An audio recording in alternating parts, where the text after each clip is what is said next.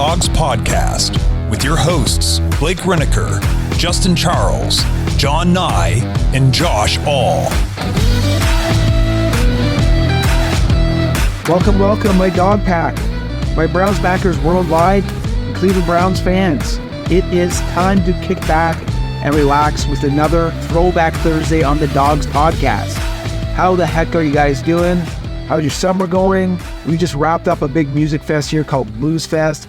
It's tons of fun, tons of great bands. Saw Billy Talent, Weezer, Foo Fighters, Mumford Sons, Pitbull, Ludacris, so much more. And then for you Ohio viewers, here in Ottawa, we have a CFL team called the Red Blacks. I'm going to rewind to 2019. Me and my buddies, Matt and Bob, attended the Wagon Wheel game in Akron. You guys all know what that is. Akron versus Kent State, 15-mile rivalry. And little did we know at the time, the Kent State Golden Flash QB would be a Red Black. That's right, Dustin Crum would be getting his first start last week on the 15th, and he upset the Winnipeg Blue Bombers. So Crum from Grafton, Ohio, was 26 of 42 for 261 yards, and he rushed 8 times for 74 yards. He had 2 touchdowns, and the last one was the game winner. And it was a come from way behind victory. It was awesome. But moving on, I'm pumped to bring you the diehard Dawgs, another Browns legend from the past. So before we get started, let's check out the Dawgs podcast on Facebook, Instagram, and Twitter. So all the socials. Be sure to like the video here on YouTube. Drop a comment. Tell us how we're doing. Tell us what you think. You know how I got started, leaving voicemails. It's at the Dawgs website, www.thedawgs.com, and you know how to spell dogs. You're all Browns fans. And you remember how to leave a voicemail. Hit the send button on the voicemail icon in the top. Then hit the start record button. And you're off to the races. And if you don't like the take, reset it. And here's the deal. So at Sassy Bernard, 6947, you wanted Clay Matthews, you got it. So I want you to do one thing for me. You got to leave a show intro. You don't know, find out how to get a hold of me, and I'll tell you how to do it. But let's see some comments from last week. So first of all, from Facebook, we got David Bedford. He's on my personal social. We, after being Browns fans, connected, and we're basically from the same area. But this is what he had to say. Ugh, Northcutt cost us a playoff win in Pittsburgh with that drop. If he catches that ball, the Browns run out the clock. Bad memories, other than Kelly Holcomb, because he had like 427 yards. He had a hell of a game. Man, I'm with you, dude. It took me like 6 years to get over it, but he owned up to it, so I guess I'm okay with it. Then on YouTube, at DocMain3, Northcutt was around when I started watching football. One of my favorite Brownies.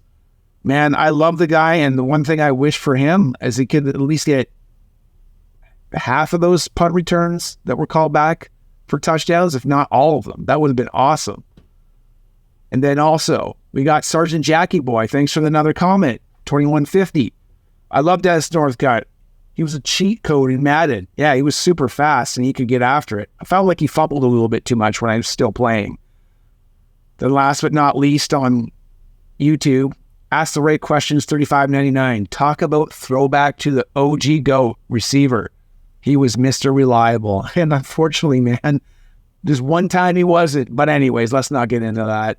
Twitter had one as well. Das Slappy. For all he did, I'll remember that drop. Yeah, listen, guys, he had that drop, but he owns it like a man. Watch him on Club 46. He was straight up about it, man. He doesn't lose sleep over it. He knows he should have done it, but he's moved on, and I guess we all moved on now. So let's move on to what we want to do. So, news this week. I guess you guys heard the Browns have 4 alumni that qualify for the Senior Pro Football Hall of Fame. It's Carl Banks. He was a Belichick disciple, 2-3 years with the Browns just before the pause. The old ball coach, Marty Schottenheimer, and Clay Matthews, and those two are intertwined because they played with each other. He was originally Clay's defensive coordinator. But let's be real about the 4th. Art Modell is not a Browns anything. He was a bad businessman who ran the Browns into the ground and his business. He fired both Paul Brown and Bill Belichick, two of the best coaches that there ever was, and they're both in the Hall of Fame. He provoked another Hall of Famer, Jim Brown, into early retirement, and he cut Bernie Kosar, one of our best players ever. Most beloved, that's for sure. He negotiated Bernie, if you can believe this, into taking a pay cut by telling him he was going to sign a receiver. He signed Vinny Testaverde. We already just went over how that worked out. And for some reason, there's always someone who defends the unspeakable, the move, by saying, oh, the city of Cleveland, they didn't pony up and provide a new stadium. Listen, Art was trying to get this city to bail him out of bankruptcy. Baltimore bought it, and they paid it off. But we played hardball, and guess what? We all lost. But here's what you need to know. You suck, Modell. Well, you left the rights to the Browns, and the name behind your legacy and connection with Northeast Ohio is dead to us. All of us Browns fans. I don't want to get too fired up because I want to have a good time with this Throwback Thursday episode. So, of those names, though, that was the inspiration for the Throwback Thursday episode that we're doing right now. And it's Mr. Clay freaking Matthews. He's one of 31 finalists for the seniors category. And he's a senior because in the last 20 years, he was a 6-time semifinalist and he hasn't made it through yet. Clay played from the Browns from 78 to 93. Number 57 was a fan favorite and endured some incredible playoff wins and some painful losses. So how did it all start? Well, like Eric Metcalf, he was born into it. Clay Matthews Sr. played in the NFL in the 50s. And get this, he was drafted in the 25th round by the Rams, then was traded to the 49ers. In 1950, he played his first season, and then when that was done, there was the Korean War. He enlisted as a paratrooper. Once he was done his service, he played in 53, 54, and 55. So if I connect all the dots, he settled down in Illinois for part of a career venture with his sons Clay and Bruce. When Clay graduated, he graduated from New Trier East High School. It was a Chicago suburb. And he had tons of scholarship offers. But he was born in sunny California, and he relocated to the Windy City, and that was tough. He missed those year-round shorts and those bright days. So when the old ball coach from USC called, and that was Wayne Fonts at the time, this was his pitch, and I think I'm already sold. You come to USC, you win a championship, marry a model, and get into acting. I'm sold, and so is he. So before we move on, I do want to talk a little bit about the NFL's royal family, and that would be the Matthews family. The matriarch, as we said, would be Clay Sr. He begat Clay and Bruce. If you don't know much about Bruce, look him up. Played for the Oilers / Titans. I think he was like a 10-time, 9-time All-Pro. He was an amazing guard. Each son would have 2 kids go to the league. Clay Jr. would have Clay III and Casey. So they played for the Packers and the Eagles, respectively. Bruce then would have Kevin, who was a bit of a journeyman, played for 3 teams. And then Jake was the number 6 pick overall for the Atlanta Falcons. Bruce also had another son. He played on some off-season rosters. I believe he was on the Browns for a time as well, maybe for a cup of coffee. Clay said in an interview that there were 8 and that was 7. So I had to dig a little bit deeper, and Bruce's wife's sister, so a nephew, played for the Arizona Cardinals. Troy Nicklaus. He was a tight end. All right, before we move on, though, real quick, this is for all you Browns fans here in Ohio. I'm excited to share some great news with you. If you have not signed up yet for DraftKings, you can take advantage right now of a limited time promo for new users. All you have to do, deposit and place a $5 wager on any sport, and you will instantly get $150 added to your account in bonus bets. Whether you win or lose, you still get the bonus. All you have to do, use our code THEDAWGS at sign up, all one word. And here's the thing, using our code THEDAWGS not only gets you the bonus, but it also supports this podcast. So if you haven't signed up for DraftKings yet, please do us a favor, sign up with the code THEDAWGS and place that first bet. Deals like this are what keep our podcast going year-round. This offer is only available for new customers who are 21 years and older and physically present in Ohio. Please remember to always gamble responsibly. If you or someone you know has a gambling problem and wants help, call 1-800-GAMBLER. Check the episode description for the full terms of the offer. For more details, visit DraftKings.com to take advantage of this incredible opportunity today. So back to college, it was great for Clay. While he was a member of the Trojans, Matthews was named All-American 1977. He was a 2-time All-Conference selection, and he won the championship in 1974. With Clay on defense, his brother came up and was on offense. They never had a losing season. I think they actually never had a losing game together. But after the 77 season, Matthews was ready to tackle the NFL. His college plays and credentials had many teams looking to add him to the roster. And on May 2nd, 1978, the Browns added one of 2 first-round picks to the roster. The Cleveland Browns selected Clay Matthews Jr. with the 12th pick in the draft. And I'm going to give you a little time capsule here. We're going to go back in time. So at that time, the draft was on a Saturday, and it kicked off at 8 a.m., and that was Eastern time. So that means he was up at 5 a.m. There was no show. There was no pre-draft. There was no real build-up. No limos or red carpet. It was all just Clay and his girlfriend in this $75 a month apartment. And he got a call from Sam Rigatano saying, hey, you made the team. And with no tweets or Insta, no TikTok dancing, he just got a call from his old man when he was done his job. Said, congratulations, way to go getting drafted by the Giants. I guess they announced it wrong wherever they were listening, and we know that was erroneous with all the great years with the Browns. The Browns also drafted that year, and this is of note, the 23rd pick overall, they had Ozzie Newsome. And now you're talking about nailing down 2 first-round picks. You get a first-ballot Hall of Famer in Ozzie, and then an almost Hall of Famer, or someone that qualifies at least for the Hall of Fame in Clay Matthews. That draft in itself boasted 4 Hall of Famers. You had the number 1 pick, Earl Campbell. You also had James Lofton. Ozzie was the other one, of course. And then there was an undrafted free agent. And Earl Campbell, like I mentioned, was an Oiler. And the other Oiler was an undrafted one. It was Warren Moon, who had to go to the CFL to prove himself first. Being on the doorstep of the Hall of Fame, we know that he had a great career, and it started with an exciting time in Cleveland Browns history, and that was with the Cardiac Kids. These guys racked up a bunch of tight games, winning more than they lost in epic nail-biting finishes. The Browns would finish 8-8 in his rookie year, with him working into the lineup and notching 34 tackles with an interception. The next year, the Browns went 9-7, and Clay was becoming more consistent, notched over 100 tackles and another interception. Year 3, he was in the groove, and it was huge. He was 11-5, with a trip to the divisional playoffs against the Raiders. And everybody knows this game. Well, the Raiders eventually won the Super Bowl, but they lost it on a last-minute interception by Brian Sipe. This is where kind of the mistake on the lake came from. It was also Red Right 88. But with all those close wins and all those close losses, they won more that year than they lost, and they eventually, you live by the sword, you die by the sword.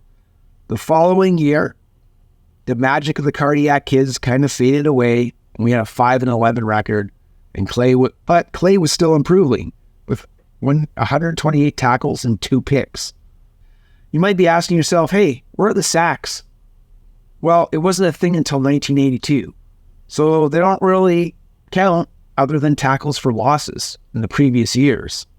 On another note, you might want to know this, he was playing with another Hall of Famer on that team. It was a backup linebacker, was a special teams ace, Mr. William Lard Cower, or Bill Cower, the pain in the ass that we know he was, for us and being Browns fans. The 1983 and 84 seasons saw Matthews still ascend while the Browns toiled. He combined in those 2 seasons for 214 tackles, and in the 84 season only, he had 12 sacks. That got him a second all-team pro, and oddly enough, not a Pro Bowl. That's bizarre.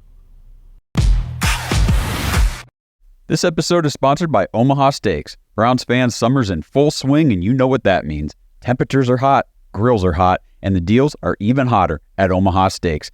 Right now, Get the Hotter Than Fire package at omahasteaks.com. America's original butcher is heating up the summer with blazing hot deals on mouthwatering grilling favorites guaranteed to tantalize your taste buds. Go to omahasteaks.com right now, enter code DAWGS, D-A-W-G-S, into the search bar, and for a limited time, you can score 32 delicious grilling essentials, including 12 free burgers from Omaha Steaks for just $99.99. You'll get 4 of their world-famous fork tender filet mignons, 4 air-chilled boneless chicken breasts, 4 boneless pork chops, 4 gourmet jumbo franks, and so much more for 62% off the regular price. The Hotter Than Fire pack is your chance to score unreal savings on unrivaled quality from America's original butcher. Right now, go to omahasteaks.com, use code DAWGS, D-A-W-G-S, in the search bar to order today. This exclusive offer is only available for a limited time. You're not going to want to miss this. Get your grilling essentials now for the rest of your summer barbecues. Hurry over to omahasteaks.com, code DAWGS, in the search bar, Hotter Than Fire pack. Get all 32 grilling items for just $99.99. That includes your 12 free burgers. Remember, omahasteaks.com, code DAWGS, in the search bar.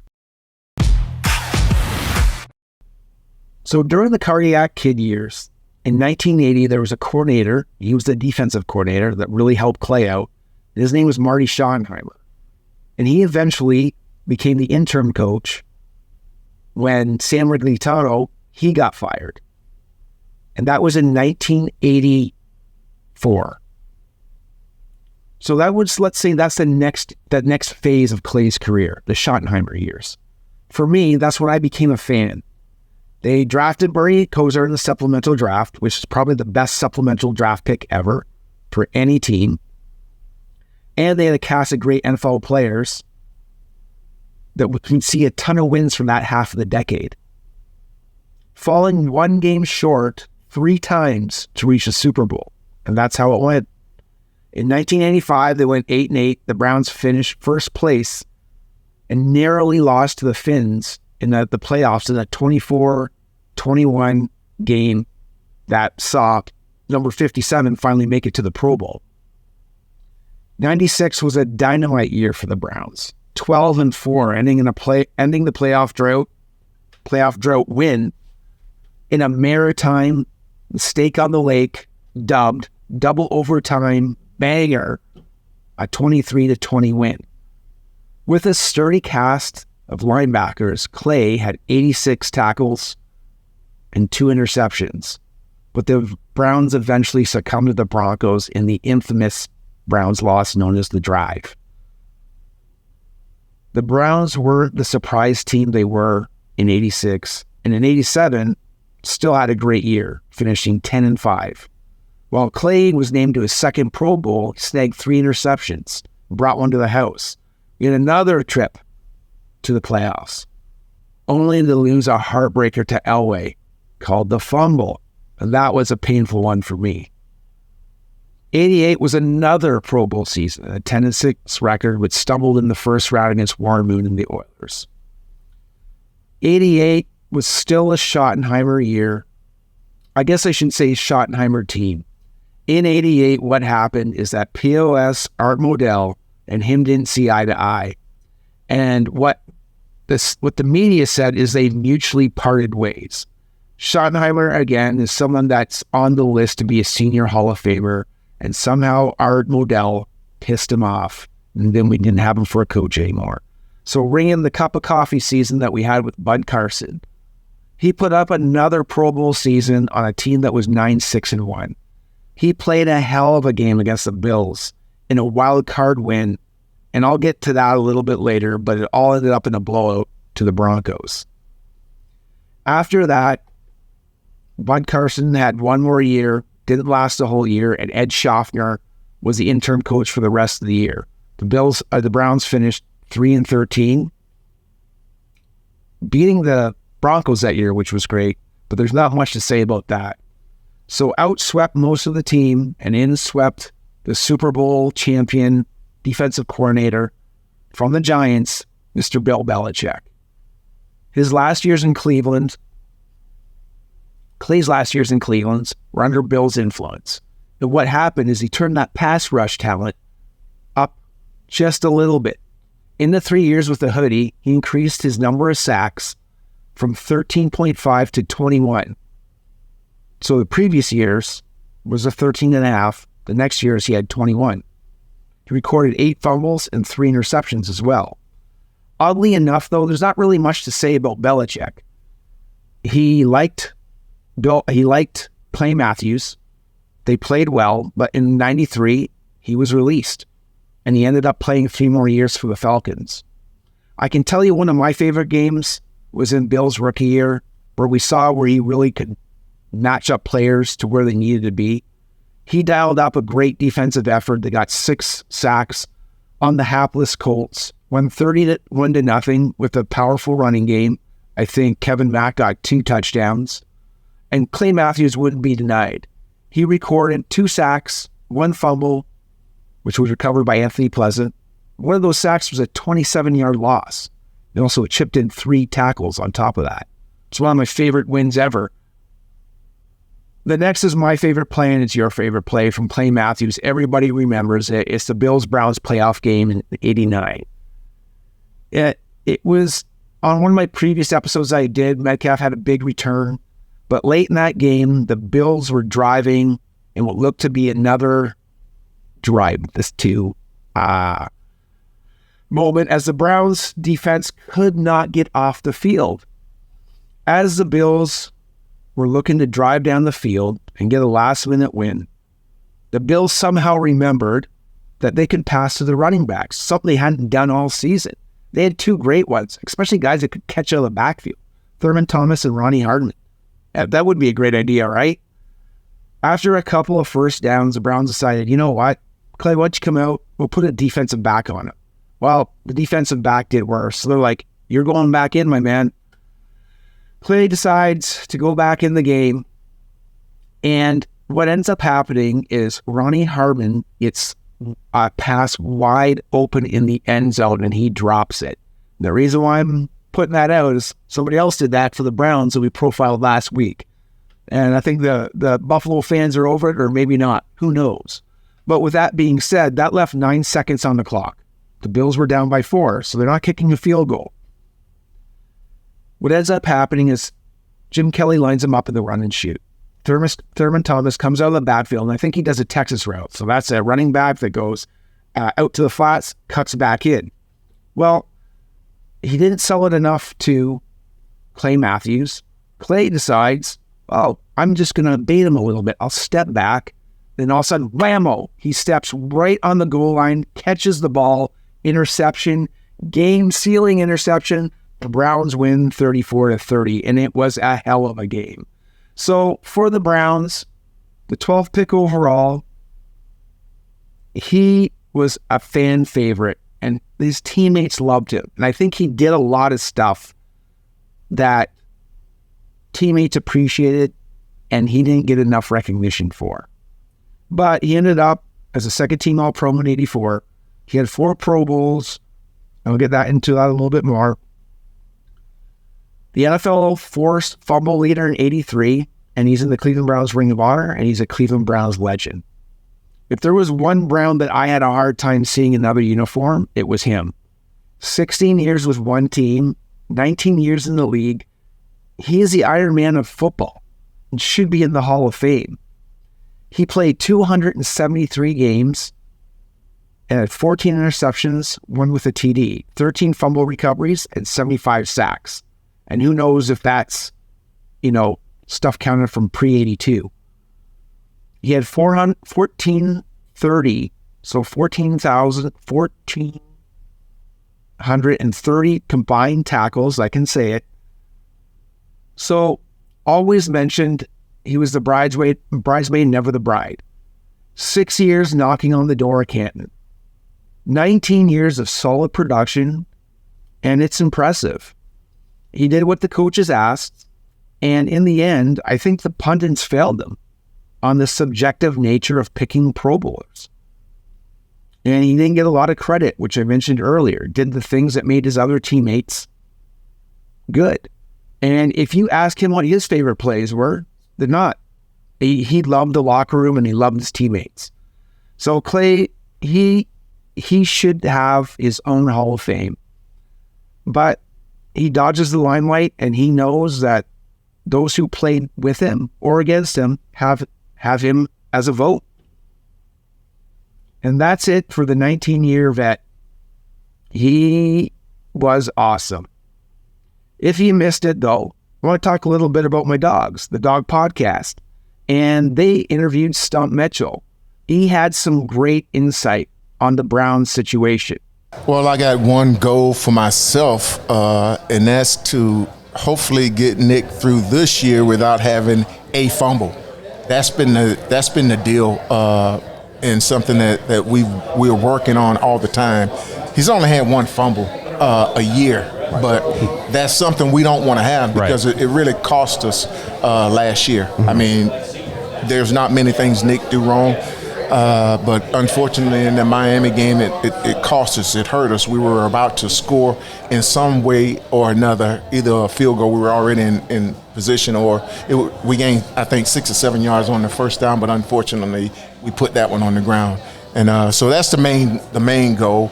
Continue to do our ball security drills. Hopefully it won't happen, but if it does, then we just move on. It's not a big deal, but it's something that's my goal, to try to get through the year, that Super Bowl game, without having a fumble at all. He also talked about current depth pieces. Hopefully opportunity. And hopefully opportunity is John Kelly. Mm-hmm. He'll be able to do that, because if he gets an opportunity to play, he's a stud. He's a stud. He's going to make a name for himself. Yes, sir. Yeah. He flashes every time he gets in touch. Absolutely. Absolutely. His contact balance is just unbelievable. He does a heck of a job on the scout team preparing the defense for whoever we're playing, and he does a great job giving a good look on scout team when it comes to any phase of the special teams. Yeah.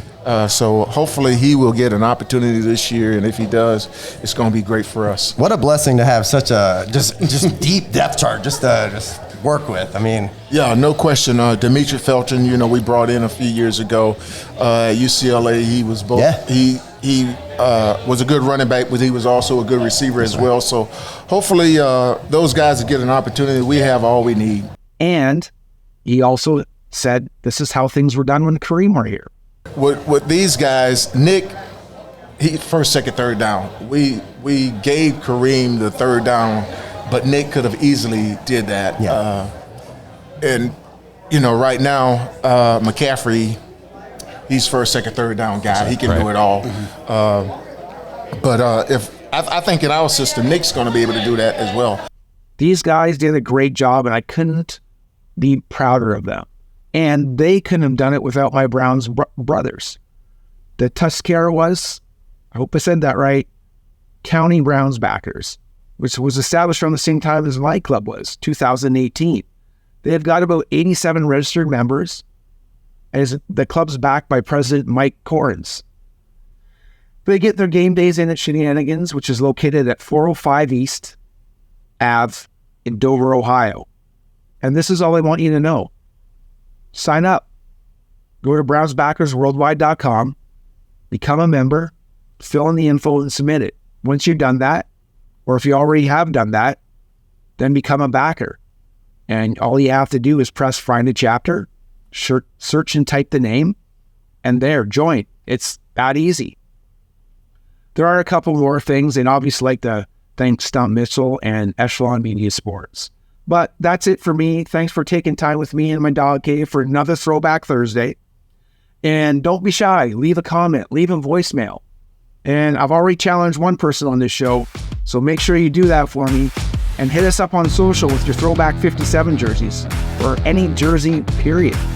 So thanks to the Dawgs Podcast. See you next Thursday. Go Brownies. Hoop, hoop, hoop, hoop, hoop. Thanks for listening to another episode of the Dawgs Podcast. Make sure you subscribe on YouTube and follow us on Twitter at the Dawgs Podcast. Get your thoughts on the show at thedawgspodcast.com.